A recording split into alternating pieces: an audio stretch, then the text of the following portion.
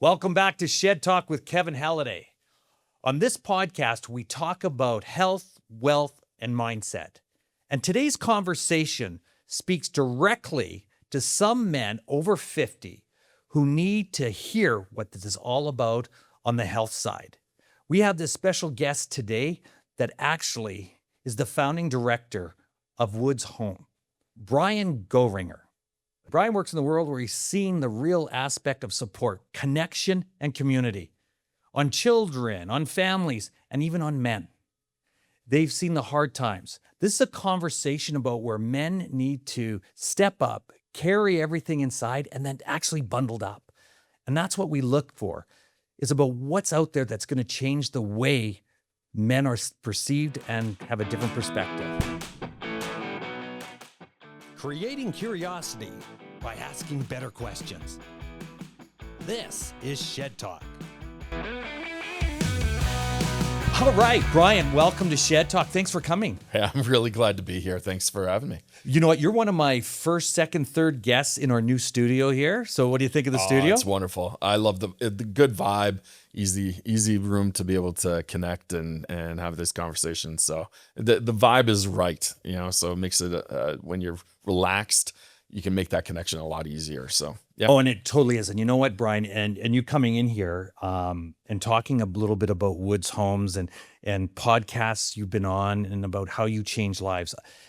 I wanted to get more into basically men over 50, okay? And that transition from men that are older and changing their lives. And from your experience and being a part of Woods Homes, how does that integrate? So I'm just a couple of years short of that number and joining the club of men over 50. 48? 47 and a bit. Oh, yeah. So I'm awesome. coming. Yeah. And certainly it's easy from, I feel like I got a leg in both realms, this next generation that's coming up and the one that's come before. Sort of growing up without technology and then having it and then being, a part of the modern movement. But you make a point. I think there's a lot of resources that go into young people and women. They're more vulnerable, seemingly, and that men almost have this mystique that they're impermeable to life's happenings, and vulnerability is not a value within that demographic. And I think that therein lies one of the greatest challenges for men as we go forward, and as a society, as a community, even our own city. How do we create environments where connection can happen, vulnerability can be authentic and connected to a safe group of people that can guide us through life's many challenges? And they will come, and they take a look around on the newsreel. There's a lot of them. And so, yeah, I think that there's a great opportunity to be able to advance this topic, in particular of mental health men over 50. So how does that with Woods, with your guys' organization, how do you guys dig deep into that? Wow. So with a man that's having issues, that needs to reach out, have that conversation. And you know what, I'm going to widen the horizon on, because it can be 35 plus. So yes, I focus on the 50, but Sure. You guys hit that whole realm. How does it start? Like where does the what we call your guys' superpower come into play? Yeah, well, longevity. Having seen Woods Homes is in our 112th year of serving our community, and really 100 years this year at our Bowness campus alone. And so we've seen pretty much everything come along, from world wars to global pandemics and economies rising and falling. Communities being there for one another has been a constant throughout our history. And so when it comes to access, we've been following along children as they become young adults, and then family members, and then seeing whole cycles turn over generation after generation, and also observing the gaps. One of the things I'm really excited about our organization is we've recognized the gaps and said, if we can be more in a of a role of prevention, we can really avoid a lot of these tripping hazards or reoccurring events that happen in people's lives, especially when it comes to mental health and being high functioning, contributing members of our community. So what is the prevention?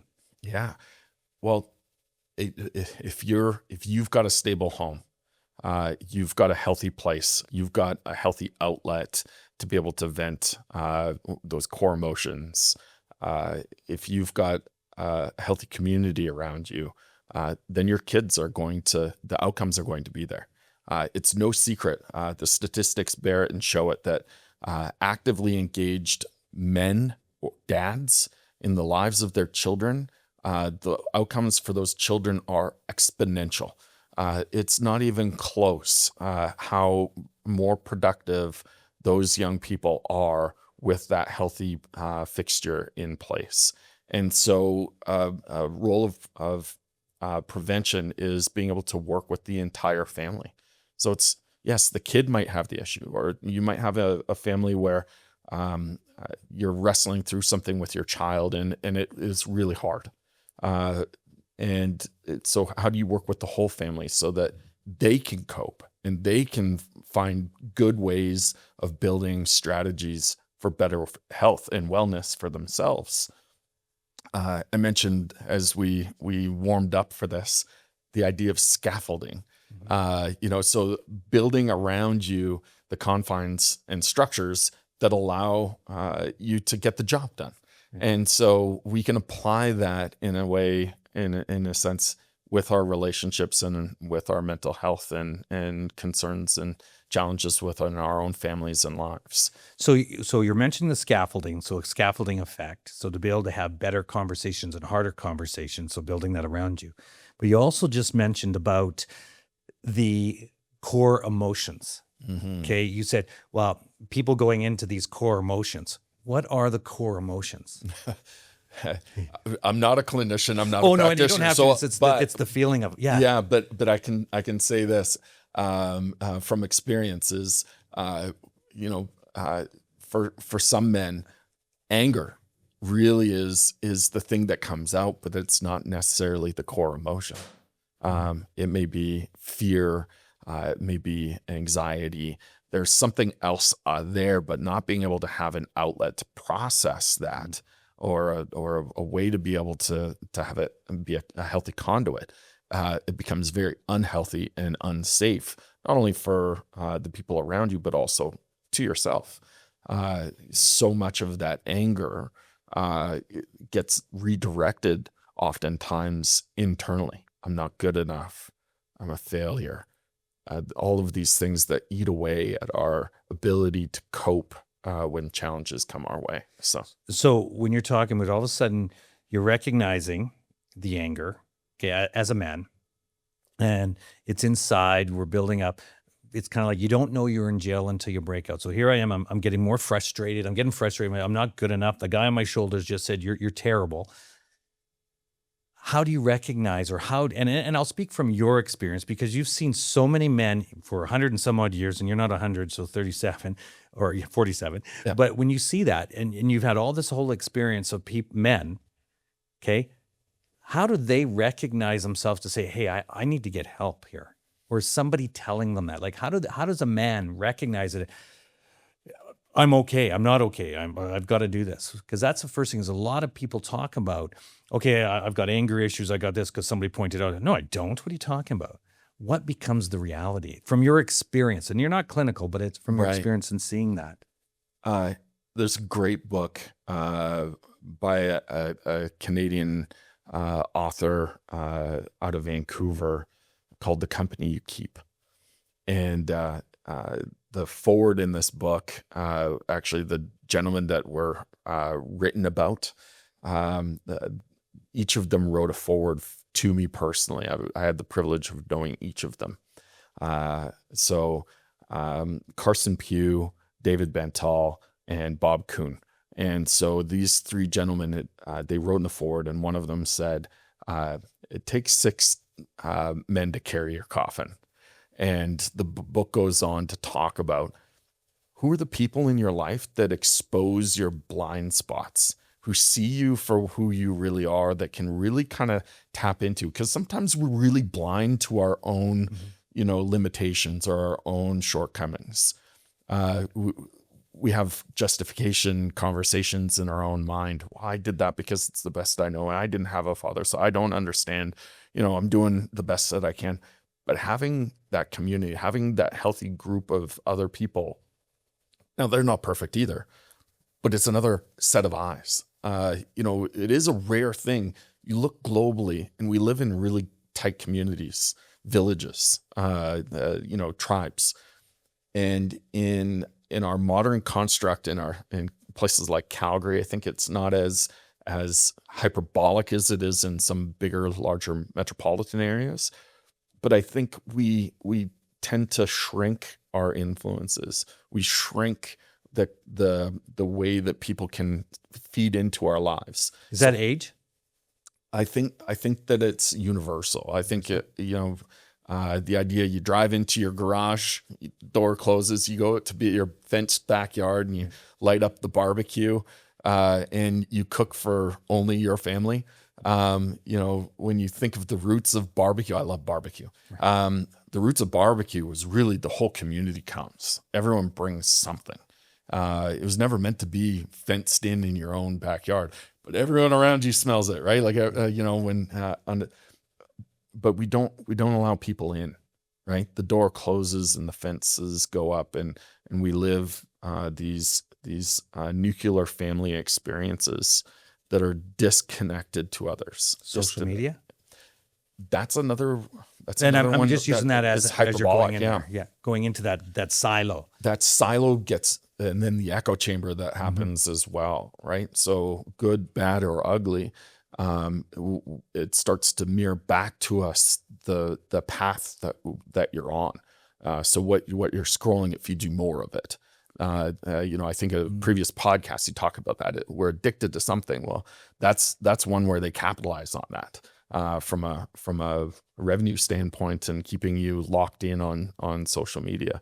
And I think we're addressing it now through folks like Jonathan Haidt and authors and thinkers like him about the anxious mind or the anxious generation, that it's affecting young people. But I think it's as dangerous and as dysfunctional for anyone who's on those platforms endlessly. So yeah, and it's interesting because you talk about the barbecue effect. Okay, yes, you love to barbecue, and then we go in, we shut our doors, and then where we're in. And when listening to it, and I talk about the Ben over 50, is all of a sudden they have these group of guys or friends that we all get together. Then all of a sudden, as we're getting older, those seem to fall off. And then you made the biggest analogy when we talk about funerals. When you're carrying your casket, who are your top 6 that are actually carrying it with you? Who are those guys or people? And I'm going to go into the men's side. There's a women issues here on that anyway. But on the men, and then say, who's the guys that are most vulnerable to your friendship? And then as we're getting older, you may only have one person carrying your casket. Yeah. If anybody's carrying your casket. That's right. So in finding those people in that men, and then with Woods Homes, because you guys have gone through the prevention at the beginning, introduction, and then you're talking the emotional, the anger, where they're getting mad, and then a man recognizing to make that phone call for you. And that's what was getting back to that question was, how do they make that first phone call to have that conversation with you? Yeah. And then the second part of that, when we're getting into that, they made the conversation with you from your experiences, listening to, because you've been in this for how many years? Within the mental health space of about a decade. So yeah. From your experience as a decade, because you've seen it for a decade, what were one of the takeaways that you've learned from other men that put you where you are today? Yeah, I'm a bit of an anomaly. I probably shouldn't be here in terms of DNA and makeup. I was born to I'll round the edge here. I was born to a mom who is 15 years old. She, was a baby having babies. And so my brother was born shortly after me. and we were both taken out of custody because she was a child herself. And I love my mother, and I've talked about my relationship with her. I revere what she has done with her life, and hold that very closely. But I grew up in a pretty dynamic situation, out of home into foster care. The work that I do at Woods Homes, foster care is a big part of what we do in caring for children in those areas. Really what ended up happening was an intersection for me as I got into my adolescence. I had all of the hallmarks to go off the rails, to live a hard life. Every excuse was given to me to be a victim of my own experience. But at a certain intersection, a guy named Ken came into my school. He ran a youth program, and he seemed to have his poop in a group, and really stood out as someone different. And he took a particular interest in me as a human being and said, you have a choice here. You can continue on and be a victim to your experience and life, or you can be a victor. You can overcome these things and set a new course. It doesn't have to be history repeating. Look at what I've been able to accomplish, and it's possible for you. So that was massive for me. That as on a personal level. On a professional level, from a Woods Homes perspective, what I'm grateful for is that experience was a gentleman saying, yes, I'm going to invest my life into someone else. I'm going to be purposeful about, I have time and I have capacity. I'm going to give it to someone. From Woods Homes perspective, and what I love getting to do within the terms of philanthropy, which is Greek for a love for others put into action, which I love that. I love that idea. It's not about money. People think that it's always about money, but it's really about taking what's inside here, your gifts and your heart and your intention, and really gifting it to someone else. And so that's powerful. With Woods, it's about how can you help people say yes to people in their need. That goes back to 1914. A young serviceman came to George Wood, our namesake, and said, war's breaking out in Europe. I have 2 children. My wife passed away last year. Would you watch them while I go serve my country? George said yes. He was moved out of that philanthropic heart. 4 years later, the Spanish flu hit. Many people didn't come home from the war, and they were inundated with 30 children. And I don't know about you, but if I had 30 children at home, I'd be turning around to the communities crying for help. And the beautiful thing is the community said yes. So our history is marked in terms of mental health, wellness, and well-being of our community by a series of yeses, and saying, today, now, how can you help others say yes to their own well-being? What are the things that you can do to set others up for success? So it might just be saying, hey, I recognize something in you today, Kevin.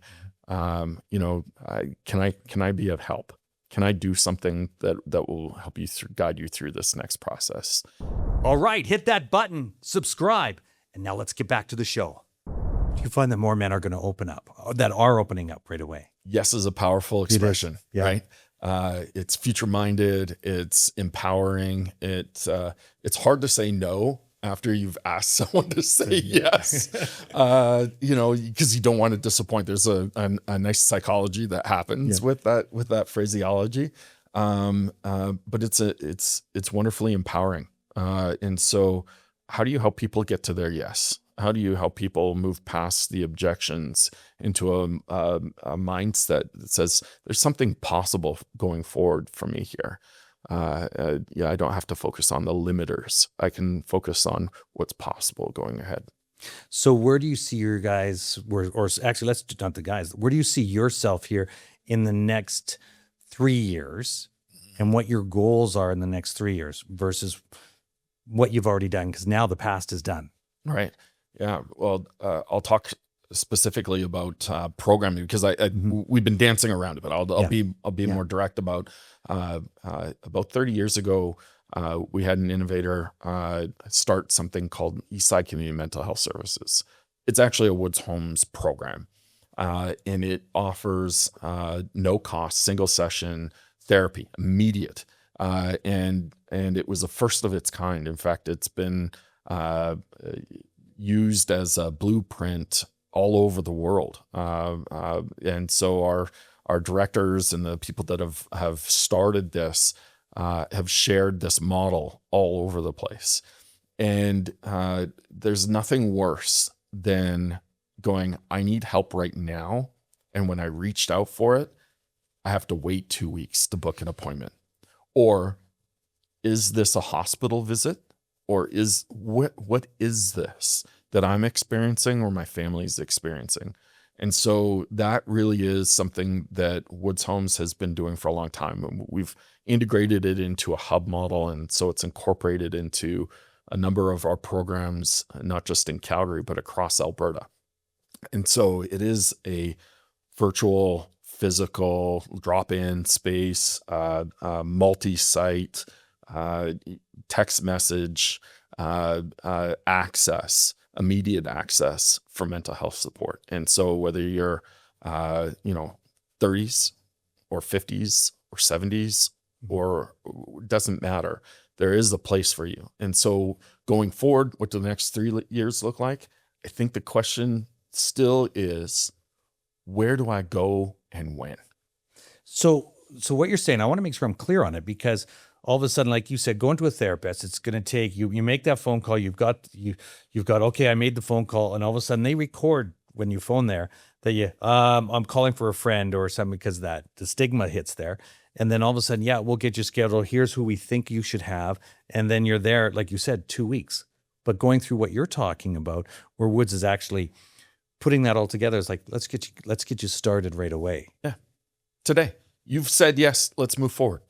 Yeah. So that's a huge barrier. Our hospitals are inundated with people not getting acute care because people are there for mental health challenges or experiencing some sort of crises associated with wellness, as opposed to someone who has fallen and broken a leg and they sit for 14 hours. So that unfortunate case in Edmonton not too long ago, that young father who passed away with a heart condition. The reality is, we don't want to be exposed to that. We're like, I'm not good right now, but I know I don't want to go to the hospital. And we all of a sudden start bartering for like what. Wow, I don't want to inconvenience, or I don't want to clog up the system. I don't want to be more of the problem. So having somewhere you can turn and get that immediate support that isn't tied to your wallet or tied to some other expression is really important. So what would they call? What number would they call? We'll have to enter that. We'll have to enter that in afterwards. We'll enter that. No, that's okay. Good. I was going to interesting, because I hadn't heard that. And that's interesting because of our listeners out there listening to this. And all of a sudden you have an issue, and how many times you had to wait 2 weeks to see a therapist, or you're going to see somebody and they can't do it right away, versus now you make that phone call, see this. And is there an app as well that you're working on? Yeah. So if you go to woodshomes.ca, you're immediately greeted with, I need help, or I'd like to help, as a decision-making tree when you land on our site. And so if you click on I need help, it'll take you immediately to, a chat and direct you in that way. So our website is always the first best step. And then furthermore, once you're in touch with our team at Eastside, you're immediately connected to our whole support network. The other thing that's great is there's a continuum of care within our organization that allows people to start here as the front door and be able to access for all sorts of different needs. Oftentimes when we're going through something, we're not alone in it, especially as families. It's because other things are happening. I don't know how to cope with X, Y, or Z. And so it gives you the resources quickly to navigate that system. All right. So one final thing here, question for you. What do you see the industry how can it change?